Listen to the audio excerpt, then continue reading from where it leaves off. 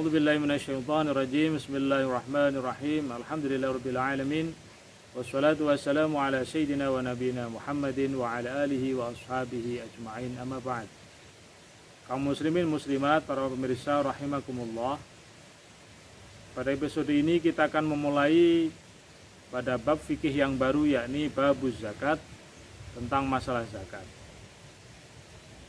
Di dalam kajian fikih, zakat terbagi menjadi dua, yakni zakat mal dan zakat fitrah. Zakat mal ini diproyeksikan untuk beberapa sektor kepemilikan harta yang ditentukan oleh Islam dalam beberapa kelompok yang ada. Sedangkan zakat fitrah ini dikhususkan untuk personal masing-masing umat Islam dan khusus dilaksanakan pada bulan suci Ramadan.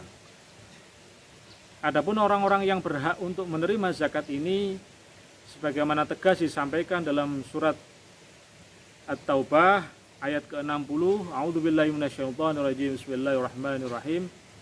Innamas shadaqatu lil fuqara'i wal masakin wal 'amilina 'alaiha wal mu'allafati qulubuhum wa fir riqabi wal gharimina wa fi sabilillah wa ibnis sabil. Ada 8 kelompok orang-orang yang berhak untuk menerima zakat fitrah, yakni kelompok fuqara, kelompok masakin, kelompok amil, kelompok orang-orang yang baru masuk Islam, orang-orang mu'allaf, kemudian budak, kemudian gharim, orang yang berhutang, kemudian kelompok sabilillah, dan yang terakhir kelompok ibnus sabil. Dalam pandangan mazhab Syafi'iyah, 8 kelompok ini sama bisa menerima dari zakat mal maupun zakat fitrah. Berbeda dengan pandangan dari mazhab Malikiyah, bahwa ke-8 kelompok ini hanya terkhusus untuk penerima zakat mal. Sedangkan untuk zakat fitrah, menurut pandangan mazhab Malikiyah, zakat fitrah hanya diberikan kepada kelompok fuqara dan masakin, orang-orang fakir dan orang-orang miskin. Yang perlu kita menjadi perhatian adalah kelompok amil. Disebutkan dalam beberapa referensi mazhab Syafi'iyah bahwa amil itu adalah man ista'malul imam, orang yang memang diangkat oleh imam untuk menjadi pelaksana, pengelola, penarikan, kemudian pendistribusian zakat. Dari sini bisa disimpulkan bahwa orang-orang yang menjadi amil harus secara jelas, secara formal mendapatkan surat kuasa, mendapatkan surat penunjukan, mendapatkan surat keterangan resmi dari pemerintah atau badan yang ditunjuk, yakni Basnas.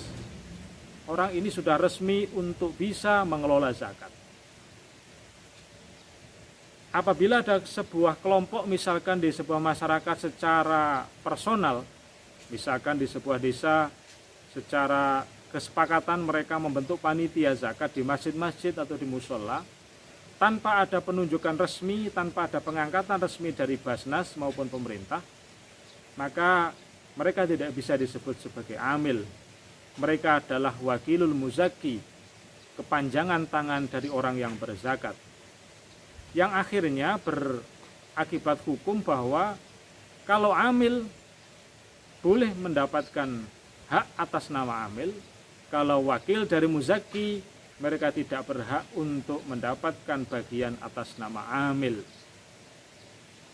Ini yang perlu kita perhatikan. Kenapa? Karena di masyarakat kita masih banyak dari beberapa pengurus-pengurus masjid, musola, mereka belum mendapatkan pengakuan resmi dari Basnas maupun pemerintah untuk mengumpulkan zakat. Dan ini harus diwaspadai. Silakan mereka mengumpulkan zakat dan mendistribusikan kepada fuqara masakin, terserah, nggak apa-apa. Namun mereka tidak berhak mendapatkan bagian dari amil karena mereka statusnya secara formalitas fikih bukan termasuk amil. Mereka adalah kepanjangan dari muzaki atau wakilul muzaki. Yang berikutnya yang perlu kemudian kita perjelas bahwa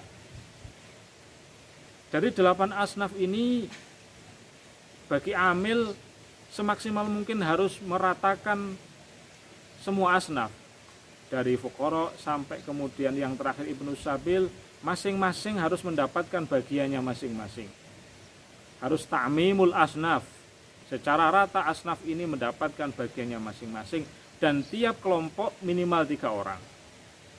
Karena sesuai dengan teks dalam surat At-Taubah tadi bahwa fuqara itu bentuknya jamak, al-masakin juga jamak, dan dalam kosakata Arab jamak itu minimal 3 orang.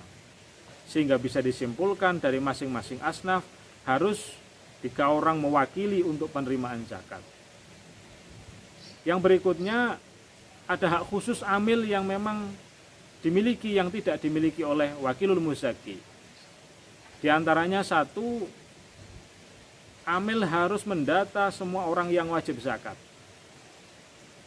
Data ini kemudian dikelola, kemudian dimutakhirkan, dan kemudian disebar kepada masyarakat bahwa kelompok inilah yang wajib kemudian membayar zakat.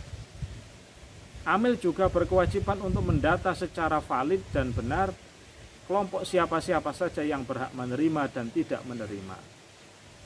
Amil juga nanti bertugas untuk mengelola bagaimana berapa perataan, bagaimana cara penimbangan yang benar, takaran yang benar, siapa-siapa saja yang berhak menerima akhirnya, sehingga tidak terjadi kekeliruan dalam pentasarufan zakat.